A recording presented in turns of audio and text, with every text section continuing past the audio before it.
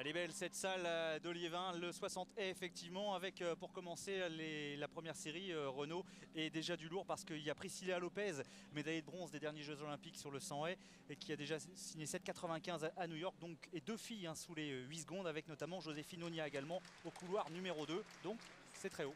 Très oui, loin. effectivement, Priscilla Lopez, donc étudiante à l'université de Nebraska, qui est très musculeuse, très puissante. On va voir, vous allez voir, elle a des épaules très carrées.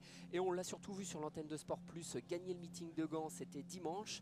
Elle s'était fait déposséder la veille de la meilleure performance mondiale de l'hiver par Lolo Jones, qui avait couru 7,85 à Stuttgart, mais avec son 7,95, c'est la deuxième meilleure de l'hiver.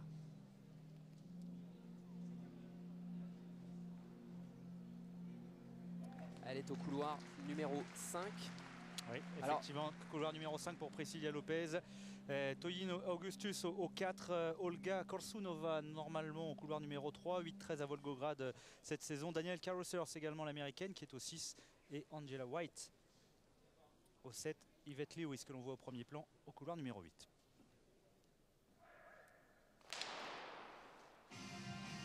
Allez, c'est parti pour cette première série avec eh bien, la Canadienne qui très musculeuse, vous le disiez, la Canadienne qui a déroulé sans problème 7,68 en déroulant.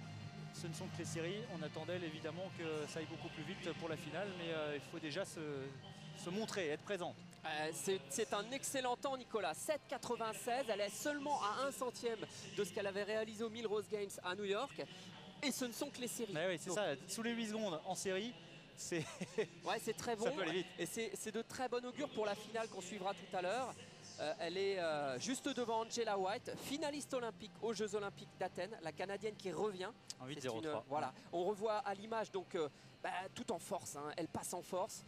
C'est quelqu'un qui passe beaucoup de temps dans les salles de musculation. Elle suit les mêmes programmes que les footballeurs américains qu'elle a côtoyé donc dans l'athlétisme universitaire US. Aux États-Unis, elle est canadienne, mais elle a fait tout son apprentissage dans le système universitaire américain. 7,96, c'est donc eh bien, le 5e chrono déjà de l'hiver en salle pour Priscilla Lopez. Et évidemment, ça la qualifie pour la finale. Ça pourrait descendre encore plus bas. On vous rappelle la meilleure marque mondiale, 7,85 pour Lolo Jones.